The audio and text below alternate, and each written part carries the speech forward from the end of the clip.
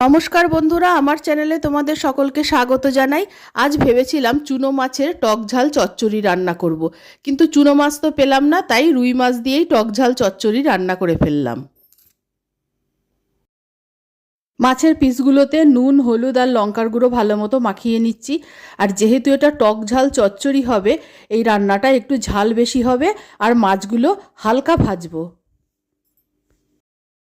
প্যানে সর্ষের তেল গরম করে নিয়েছি। এবার নুন, হলুদ, লঙ্কার গুঁড়ো মাখানো মাছগুলো দিয়ে দিলাম।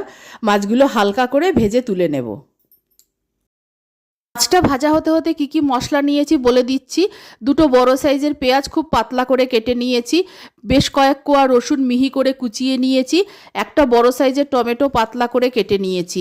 1 চামচ জিরের গুঁড়ো নিয়েছি, 1 চামচ লাল লঙ্কার গুঁড়ো নিয়েছি, 1 চামচ হলুদ গুঁড়ো নিয়েছি, কয়েকটা চেরা কাঁচা লঙ্কা নিয়েছি। আর নিয়েছি এখন বাজারে নতুন কচি তেঁতুল উঠছে, সেই দুটো তেঁতুল আমি গ্রেট করে নিয়েছি আর তেঁতুলের বীজটা ফেলে দিয়েছি।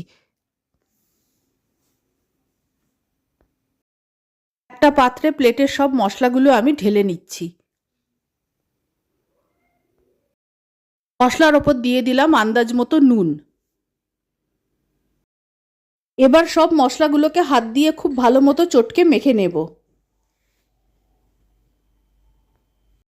মশলাটা খুব ভালো মতো মেখে নিয়েছি। মাছগুলো দুপিটি হালকা ভাজা হয়ে গেছে। এবার মাছগুলো তুলে নিচ্ছি। দুটো মাঝারি সাইজের আলু খুব সরু সরু করে কেটে নিয়েছি। আলুগুলো ধুয়ে মাছের মশলার ওপর দিয়ে দিলাম।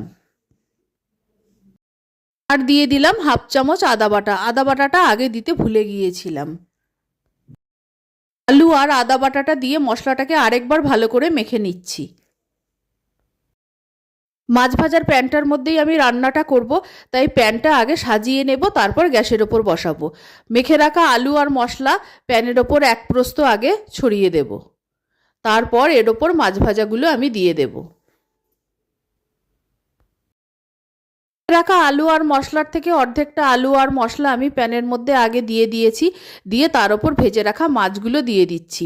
আর এই রান্নাটা ছোট মাছ দিয়ে খেতে খুবই ভালো লাগে। ছোট মাছ পাইনি, তাই রুই মাছ দিয়ে রান্নাটা করছি। মাছের পিসগুলো মশলার ওপর দিয়ে দেওয়ার পর কিছুটা কুচানো ধনেপাতা মাছের ওপর ছড়িয়ে দেব। এবার 2-3 চামচ কাঁচা সর্ষের তেল পুরো মাছটার ওপর ভালো করে ছড়িয়ে দেব।